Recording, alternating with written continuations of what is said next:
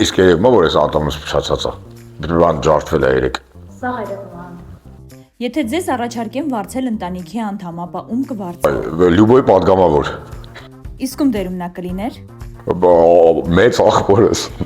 Հնարավոր է արդյոք գնել կամ վարձել երջանկությունը։ Չէ, Որ կերպարն է ամենախելագար կերպարը ներկայացման մեջ։